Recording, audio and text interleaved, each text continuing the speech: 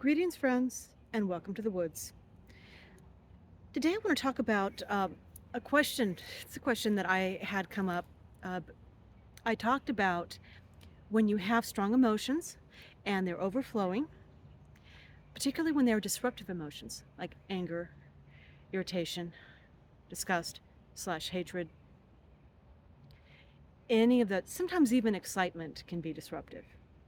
When you feel that you're overflowing and that you might have a strong effect on those around you as a result of being overflowing, it's best to tie off that particular emotion so that it doesn't just go willy-nilly scattered all over the place, causing accidents, because those kind of emotions will cause accidents to either you or the people around you, anyone who's receptive to you.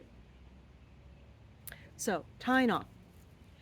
In very simple terms, tying an emotion off is when you realize that you're bleeding out, you're bleeding the emotions out to others in a way that's going to affect them.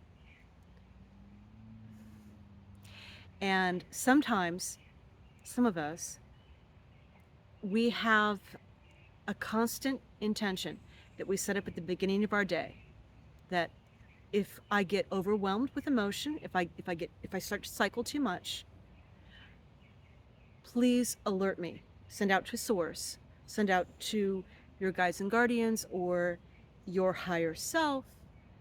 However you want to do that, it's going to be unique to each person. But send out that, please send me an alert when this happens. It's sort of like having um, those fire detectors, smoke detectors in your house. Similar to that, before things get out of control, it's nice to have a little warning. So, for those who aren't very familiar with where that borderline is of how much is too much, setting it up when you do your daily or weekly meditations, it's or monthly. Some people do it by new moon, full moon, like a couple times a month. Set it that when you get too much emotion, and it might bleed over, alert me. When you get that alert, you focus the energy in the direction where you want it to go. Now, if you're a big grounder and you think that that energy, there's no use for it anywhere, and you just want to send it to ground, then just be aware that um, the ground you stand on, assuming that you're standing, you might want to stand for this, and the more natural the ground, the better. For instance, if it's natural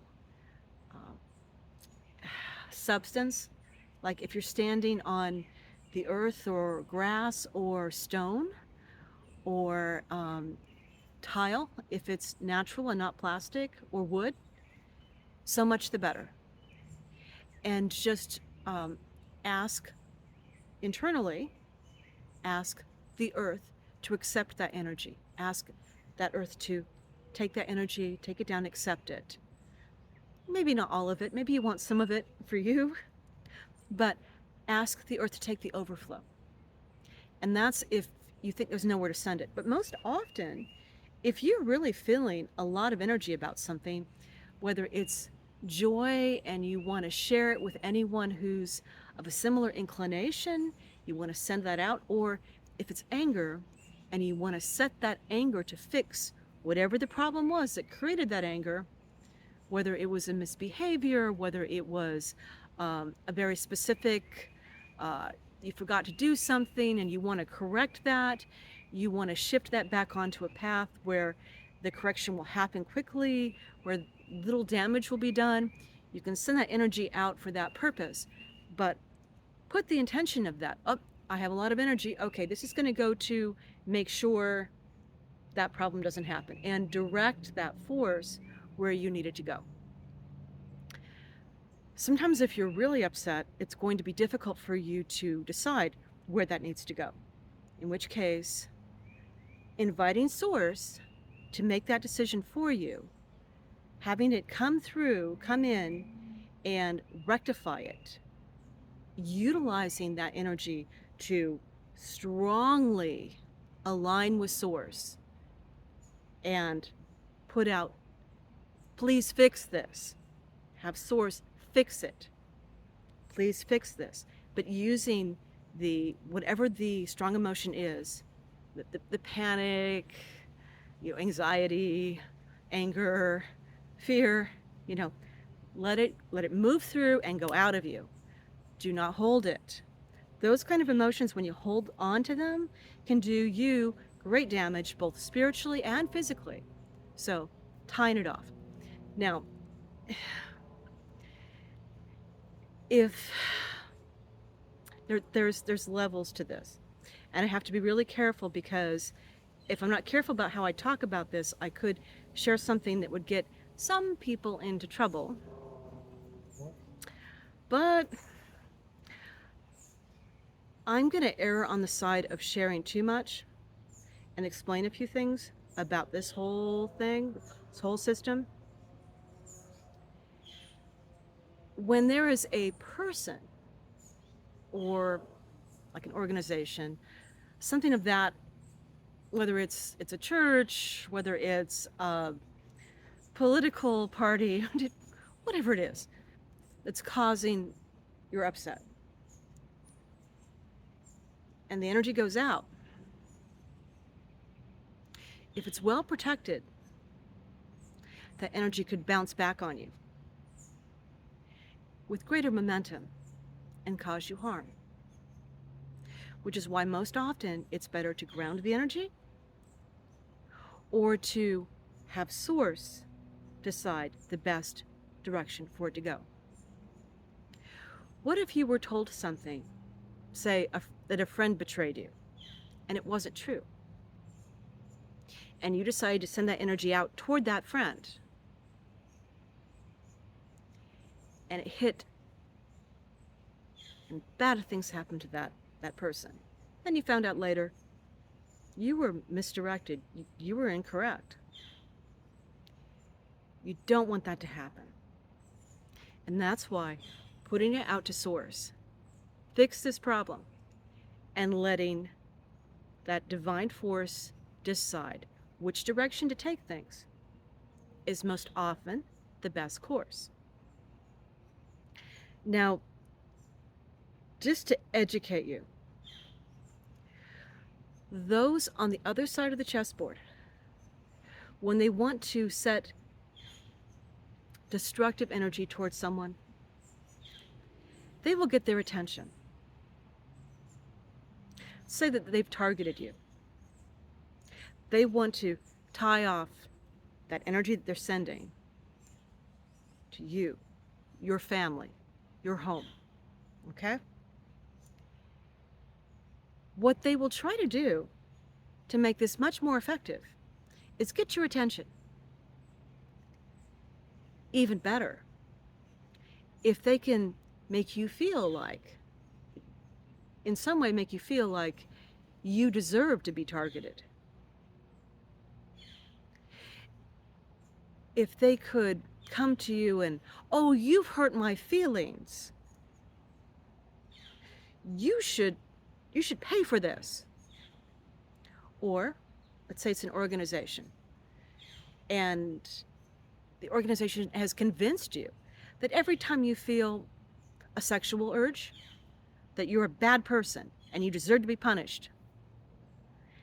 Anything like that, where you feel, where you can be made to accept being the target of what they send, whether they're sending energy to shoot you down, cause problems for you, or perhaps they're sending energy out to bind you up,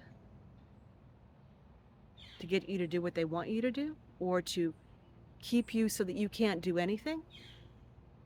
Whether they're sending energy hooks in to pull vitality off of you, to use for their own purposes, they will try to make you a target. If you're going to curse someone, if you're going to harm someone, if you're going to block them in. And you don't want to do that, because what comes around goes around. But those on the other side of the chessboard that choose to do that, they want to put you into a mindset to be receptive to it. If they can make you afraid of them, if they could make you in some way feel like you owe them something, that's a very common tactic to control. You want to watch for that. Sometimes when you have a very strong emotion, particularly fear, but it can be any strong emotion, anger's one, and they have set up their aggression toward you, if you're unaware of them, if you're not thinking about them, if they're completely off your radar, you're much less of a target. You can still be targeted, but much less so. If they decide to present themselves to scare you, ooga booga booga, I'm gonna get you, I've got a curse all set together for you, and you're afraid, especially if for some reason you feel like you've done something to deserve it. Oh no, you have just painted a huge target on yourself, and you've just given a way for that energy to come in. And anger is one way. I've seen someone who was unaware that they were targeted, and then they were told that something that had happened. They got very angry about it. And the minute that anger kicked in, all of that, what was designed for them to receive, suddenly honed in on them and slammed them back on their heels.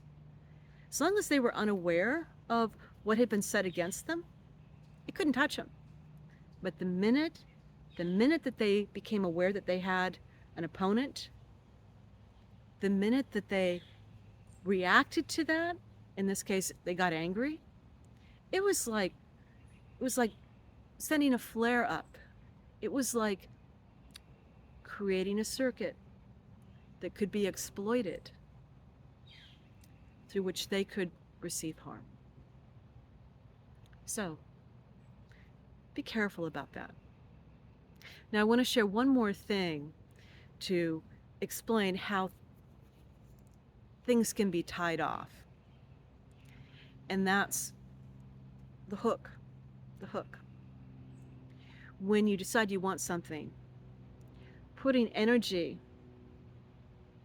throwing the hook out in the direction of where you want to harvest that thing, whether it's a friend, or whether it's a new job, or whatever it is, putting your prayer out, putting that nice little energy out of, ooh, I'd really love to have this. Ooh, I'd like to have a puppy. I want to have a wonderful new dog. And you throw the energy out to the universe, and it comes back in.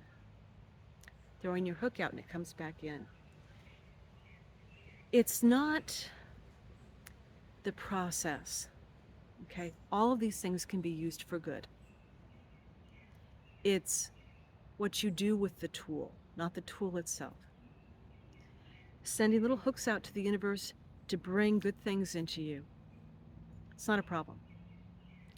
It's when you put bad intentions into it.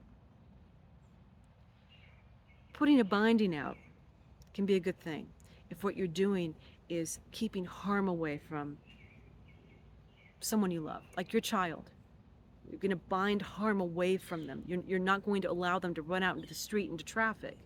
You're not going to allow them to do very self-destructive things. All of these tools, if you're willing to pay the price, all of these tools can be used for the good or the bad. Depends on what you do with them. The wisest course is to leave it up to Source, to take direction from that. Just say, this is what I need. This is what I want. If your intentions are good, they'll be heard. And if you ask for something, if you need something, and it doesn't happen, instead of getting impatient and angry with yourself or turning away from your higher accord, might be better to put out to Source, Please let me know why. Is there something I need to change? Is there something I need to sacrifice? Is there something within me that's holding me back? Something to think about. And welcome to the woods.